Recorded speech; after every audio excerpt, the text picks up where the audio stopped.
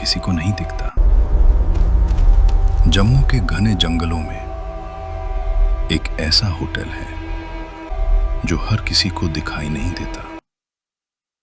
लोग कहते हैं वो सिर्फ उन्हीं लोगों को दिखता है जो वापस कभी नहीं लौटते। अर्जुन और उसका दोस्त रोहित दोनों एक काम से रात को शहर से बाहर जा रहे थे। रात के करीब 11 बजे सड़क सुनसान हो चुकी थी। चारों तरफ सिर्फ जंगल और अंधेरा। कार के अंदर हल्का सा म्यूजिक चल रहा था। तभी अचानक जीपीएस बंद हो गया। रोहित बोला, भाई नेटवर्क गया क्या? अर्जुन ने फोन देखा, नो सिग्नल। कुछ ही सेकंड में कार के बाहर का माहौल बदलने लगा। जंगल और भी घना हो गया और अजीब बात यह थी कि रास्ता उन्हें पहचान में नहीं आ रहा था। 5 मिनट, 10 मिनट, 15 मिनट, लेकिन रास्ता खत्म ही नहीं हो रहा था। तभी दूर हल्की सी रोशनी दिखी। रोहित ने कहा, भाई देख, शायद कोई ढाबा या होटल है। जैसे जैसे वो पास पहुंचे, उनके सामने एक पुराना सा होटल था। अजीब बात यह थी कि वो होटल पहले कभी वहां नहीं था। न उन्होंने कभी देखा, न किसी से सुना। लेकिन उस वक्त उनके पास और कोई ऑप्शन नहीं था। दोनों होटल के अंदर गए। अंदर एक आदमी खड़ा था, शायद मैनेजर। उसके चेहरे पर एक अजीब सी मुस्कान थी। वो बोला, कमरा चाहिए? अर्जुन ने कहा, हां, एक रात के लिए। मैनेजर ने चाबी देते हुए कहा, कमरा मिल जाएगा, लेकिन एक बात याद रखना, रात में कमरे से बाहर मत निकलना। दोनों ने एक दूसरे को देखा और हल्का सा हंस दिए।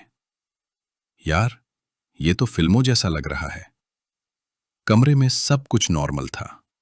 एक बेड, एक टेबल और एक बड़ा सा आईना। थकान इतनी थी कि दोनों जल्दी सो गए। लेकिन रात के करीब 1 बजे अर्जुन की आंख अचानक खुल गई। उसे लगा जैसे बाहर कोई चल रहा है। धीमी, घसीटने जैसी आवाज।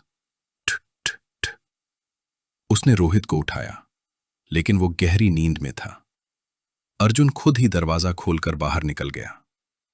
बाहर एक लंबा अंधेरा गलियारा था और अचानक एक दरवाजा अपने आप खुला, फिर दूसरा, फिर तीसरा। अर्जुन डर गया, लेकिन क्यूरियोसिटी ज्यादा थी।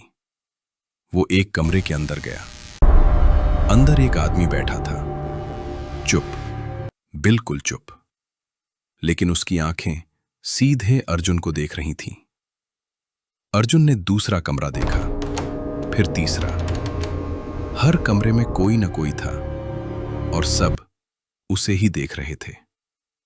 अब उसे डर लगने लगा। वो भागते हुए अपने कमरे में आया। रोहित, उठ, कुछ गड़बड़ है। लेकिन रोहित वहां नहीं था। अर्जुन का दिल जोर से धड़कने लगा। तभी उसकी नजर आईने पर पड़ी। वो धीरे धीरे आईने के पास गया और जैसे ही उसने खुद को देखा, उसका खून जम गया। आईने में उसका चेहरा बूढ़ा दिख रहा था। आंखों के नीचे काले घेरे, चेहरा पीला, और उसके पीछे रोहित खड़ा था। लेकिन उसकी आंखें बंद थीं, चेहरा सफेद, जैसे वो जिंदा ही नहीं था। अर्जुन पीछे मुड़ा, लेकिन वहां कोई नहीं था। तभी कमरे का दरवाजा धीरे धीरे खुला और वहीं मैनेजर अंदर आया। उसने धीमी आवाज में कहा, तुम दोनों यहां पहली बार नहीं आए हो? अर्जुन कांपते हुए बोला, क्या मतलब? मैनेजर मुस्कुराया, 2 साल पहले इसी जंगल में तुम्हारी कार का एक्सीडेंट हुआ था। तुम दोनों उसी दिन मर चुके थे। अर्जुन की सांस रुक गई। नहीं, ये झूठ है। मैनेजर ने कहा, ये होटल सिर्फ उन्हीं को दिखाई देता है जो मर चुके होते हैं, लेकिन उन्हें खुद ये बात नहीं पता होती। अर्जुन धीरे धीरे पीछे हटने लगा, आईने की तरफ। और इस बार आईने में सिर्फ एक चीज दिख रही थी, वो खुद और बाकी सभी लोग जो उसी होटल में फंसे हुए थे। अगली सुबह जंगल में कुछ लोग गुजरे। उन्हें वहां कोई होटल नहीं दिखा, बस एक पुरानी टूटी हुई कार जिस पर धूल जमी थी और अंदर 2 कंकाल पड़े थे।